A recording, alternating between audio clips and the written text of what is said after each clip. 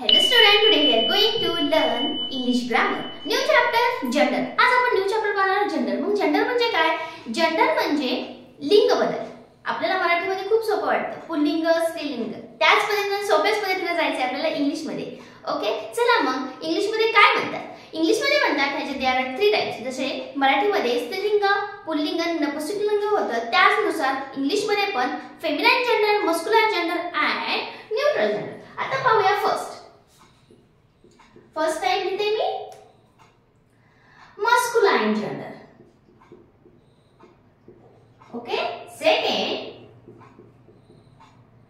feminine gender and third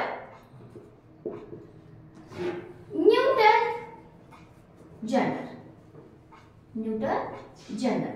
तर पहा आता आपल्याला हे 3 टाइप पाहिजे. त्यापैकी 2 टाइप आपण पाहणार. न्यूट्रल कशाला म्हणतात ते तुम्हाला सांगते, त्यावर तुम्हाला येऊन जाईल.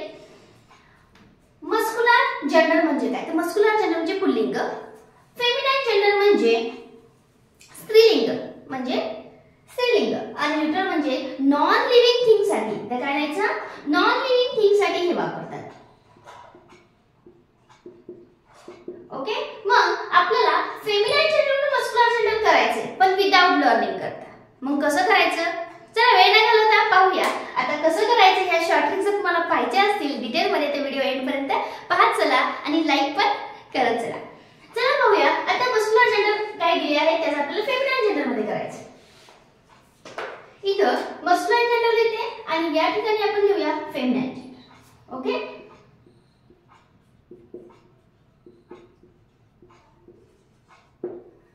मग आता आपल्याला याचं कन्वर्जन याच्यात करायचं. मग कसं करायचं? फर्स्ट काही एक्झाम्पल घेते, त्याच्यावर तुम्हाला भरपूर क्लू मिळतील. पहिल्यांदा घेते होस्ट. आता होस्ट म्हणजे काय? यजमान आपल्याला माहिती आहे, पाहुणे आपले अचानक आलेले असतात ते यजमान, त्याला म्हणायचं होस्ट. मग होस्टचं फेमिनाइन जेंडर काय करायचं? तर सिंपल, काही टेन्शन घ्यायचं नाही. सफिक्स प्रिफिक्सचा व्हिडिओ मी टाकला आहे, नसेल माहिती तर तिथे त्याची लिंक मी आय बटनवर देते, पहा तुम्ही, तुम्हाला समजून जाईल सफिक्स म्हणजे काय. तर सफिक्स म्हणजे शेवटला लावलेले एखादं लेटर असतं किंवा ग्रुप ऑफ लेटर असतं. तर या ठिकाणी आपल्याला काय लावायचं? याला सफिक्स लावायचा ESS. काय लावायचा याला सफिक्स? ESS. म्हणजे इथे काय लिहायचं? होस्टला होस्ट लिहून टाका आणि याला लावायचं ESS, होस्टेस. होस्टेस झालं. म्हणजे होस्टचं काय झालं? होस्टेस. मग पोएट, कवी, हे सगळ्यांनाच माहिती आहे. Okay, poet, sorry poet. मग पोएटचं फेमिनाइन जेंडर काय होणार? ह्याला पण तेच करा. याला लावायचं TESS, पोएट्स म्हणजे कवी, कवयित्री. ओके, यानुसार मग तुम्ही म्हणता आता प्रत्येकाला ESS लावलं की झालं का? लॉयनेस होतं. ओके, मग त्याच्यामध्ये काही स्पेलिंग चेंज होत नाही, पण काही असे सुद्धा स्पेलिंग आहेत जे जेव्हा आपण त्याला ESS ऍड केलं की ते काय करतं? त्याचं स्पेलिंग बदलतं. मग तसे काही प्रॉब्लेम. नेक्स्ट पाहते ऍक्टर. ऍक्टर लिहिला. आता ऍक्टरचं फेमिनाइन जेंडर ऍक्ट्रेस, ESS लागणार आहे मी त्याला सफिक्स, पण त्याचं स्पेलिंग चेंज होते का? बघूया. ऍक्ट्रेस पहा, इथलं ओ होतं ते निघून गेले आणि इथे काय झाले?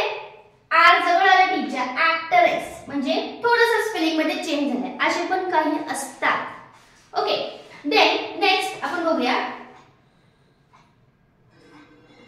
डुक. मग डुक म्हणजे काय? सरदार. डुक कशाला म्हणतात? सरदारला म्हणतात. म्हणजे जेव्हा डुकचं फेमिनाइन जेंडर आपण करतो तेव्हा सुद्धा त्याचं स्पेलिंग बदलतं. मग कुठलं होतं बघा? डुकचं होणार आहे डुचेस. डुकचं काय होणार आहे? डुचेस. ESS लागले प्रत्येक ठिकाणी पहा, पण या दोन्ही ठिकाणी काय झाले? स्पेलिंग चेंज झाले. दोन्ही ठिकाणी काय झाले? स्पेलिंग चेंज झालेलं आहे. मग सगळ्यालाच असंच होणार आहे का? कुठं स्पेलिंग बदलणार आहे, कुठं स्पेलिंग न बदलता असे पण होणार आहे.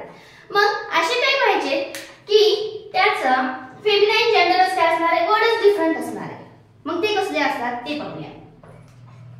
चला, यात काही पाहिजे असेल फक्त तुम्हाला पाहिजे सफिक्स ESS लावा आणि फेमिनाइन जेंडर तयार होते. काही असे आहेत काही त्याचं स्पेलिंग चेंज होते इन फेमिनाइन जेंडर जेंडर पण सफिक्स ESS लागणार आहे. आता नेक्स्ट पाहूया आपण की सफिक्स ESS लागलं की जेव्हा सफिक्स लागतं तेव्हा कसे चेंजेस होते आणि काही शब्द सफिक्स लागला की त्याचं फेमिनाईन जेंडर मध्ये स्पेलिंग सुद्धा चेंज होतं. हे आपण पाहिलं आहे. आता आपण पाहणार आहोत असे काही वर्ड्स थोडेसे डिफरंट त्याच्यात आपण केला की आपल्याला काय होणार आहे फेमिनाईन जेंडर मिळून जाईल. चला मग असे कुठले वर्ड आहेत? Simple washerman. पहा आता वॉशरमॅन मॅन माहिती आपल्याला मॅनचं काय होते स्त्रीलिंग वुमन. मग टेन्शन नाही घ्यायचं वॉशरला वॉशर लिहा आणि मॅनच्या जागी वुमन लिहा. करायचं मॅनच्या जागी वुमन. झालं तुमचं फेमिनाईन जेंडर तयार. नेक्स्ट पहा आता वॉशरमॅनचं वॉशर वुमन झालं. आता लँडलॉर्ड असेल तर याचं फेमिनाईन काय होणार आहे? लँडलॉर्ड असेल तर लॉर्ड असेल तर काढून टाकायचं लॉर्ड आणि त्या ठिकाणी लेडी लावायचं. पहा लँडला लँड लिहा आणि लँड लेडी. झालं तुमचं फेमिनाईन जेंडर तयार. पहा मी काय केले लॉर्डच्या जागी फक्त लेडी लिहिली, मॅनच्या जागी वुमेन लिहिले. अशा पद्धतीने काही आहे ते ह्यानुसार चेंज केले तर तुम्हाला फेमिनाईन जेंडर त्यांचं मिळू शकतं. या ठिकाणी ESS ते लागलेलं नाहीये म्हणजे हे थोडेसे डिफरंट आहेत. मग असे काही आहेत फेमिनाईन जेंडर ते काय होतात डायरेक्ट असं काही सफिक्स चेंज वगैरे व्हायचं कामच नाही, डायरेक्ट वर्डच चेंज होतो. मग असे कुठले आहेत? जसं की किंगचं तुम्हाला माहिती आहे क्वीन. किंगचं काय होणार आहे? क्वीन. हजबंड असो याचं काय होणार आहे? वाईफ. किंग असेल तर क्वीन, हजबंड असेल तर wife, uncle, aunt, mother, father, grandfather असेल तर मग ग्रँडमदर. कारण कधी कधी इकडचं दिलं तर इकडचं पण द्यायला तुम्हाला ओळखता आलं पाहिजे. नेक्स्ट असं बघितलं अजून एक घेऊया गॅंडर. पहा आता गॅंडर म्हणजे काय?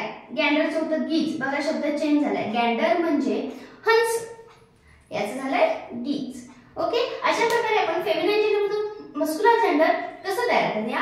मस्क्युलर जेंडर मधून फेमिनाईन जेंडर. कधी कधी हे दिलं असेल तर हे यायला पाहिजे, हे दिलं असेल तर हे यायला पाहिजे. दोन्ही जेंडर एक्सेप्ट झाले असेल तर कळायला पाहिजे. आणि जर एखादं नॉन लिव्हिंग थिंग असेल तर मग त्याचं जेंडर कुठलं तर न्यूट्रल जेंडर लक्षात ठेवा. आणि अशा पद्धतीने याचे अजून काही एक्झाम्पल आपण घेणार आहोत.